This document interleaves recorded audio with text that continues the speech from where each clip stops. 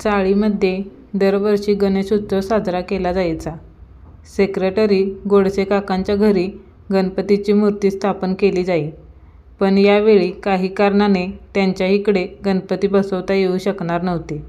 आता काय करावे?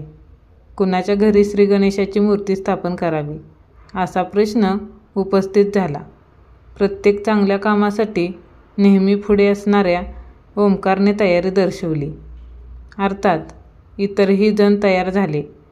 मात्र गोडसे काकांनी ओमकारच्या घरी गणपती बसवण्याचा निर्णय घेतला.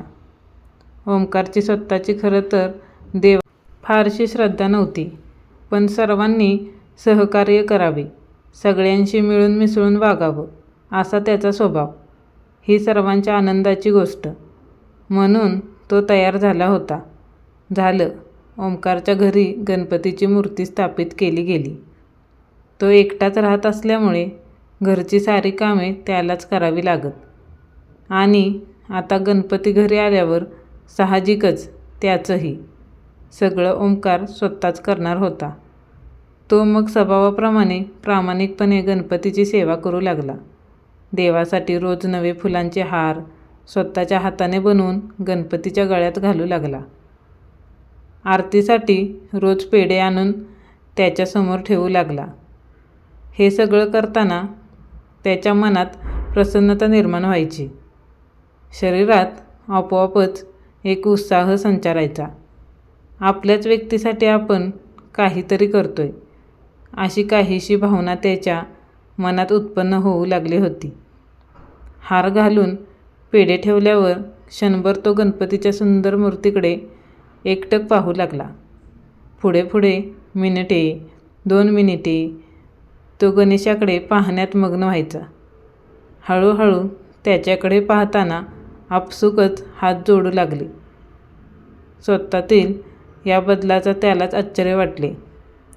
पण त्याने या बदलांना विरोध केला नाही. अनंत चतुर्थीचा दिवस उजाडला. आज गणपतीची मूर्ती विसर्जित करायची होती. सर्व तयारी झाली. शेवटची आरती झाली. जेव्हा तो गणेश मूर्तीपुढे येऊन उभा राहिला, त्याच्या गोंडस रूपाकडे पाहताना त्याच्या काळजात गलबलून आलं. जड अंतकरणाने त्याने मूर्ती विसर्जित केली. घरी आला.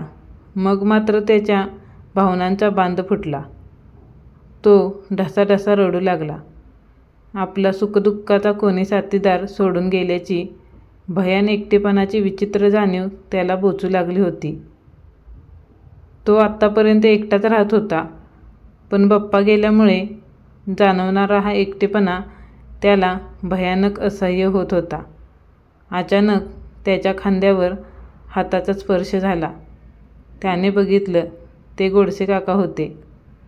ते म्हणाले, "मला माहीत आहे तू का रडतोयस ते. अरे वेड्या, गणपतीची फक्त मूर्ती विसर्जित झाली आहे. तो स्वतः आपल्या जवळच आहे.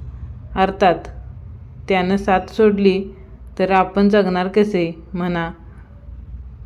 तो आपल्या प्रत्येक श्वासात आहे, हृदयाच्या प्रत्येक स्पंदनात आहे. तुला माहीत आहे मी गणपतीची मूर्ती तुझ्या घरी बसवण्याचा निर्णय का घेतला? कारण तू प्रामाणिक आहेस. आपल्या घरात मूर्ती बसवली म्हटल्यावर तो मनोभावे त्याची सेवा करणार हे मला माहीत होते. त्याच्या सहवासात राहून त्याची सेवा करताना तुझ्यातील नास्तिकता पूर्णपणे जाऊन तूही त्याचा भक्त होशील असा मला विश्वास होता. म्हणून मी हा निर्णय घेतला." तो निःशब्दपणे ऐकत होता. त्याला आश्चर्याचा सुखद धक्काच बसला होता. "हे घे." त्यांनी गणेशाची छोटीशी मूर्ती त्याला दिली. "आता कायम श्री गणेशाची मनोभावे सेवा करत जा." त्याने गणपतीला नमस्कार केला. काकांचा आशीर्वाद घेतला. मूर्ती हातात घेऊन तो गणेशाकडे बघू लागला. आता तो त्याची आधीसारखीच सेवा करणार होता. पण आता हे कर्तव्य नाही, भक्ती असणार होती. श्री गणेशाय नमः.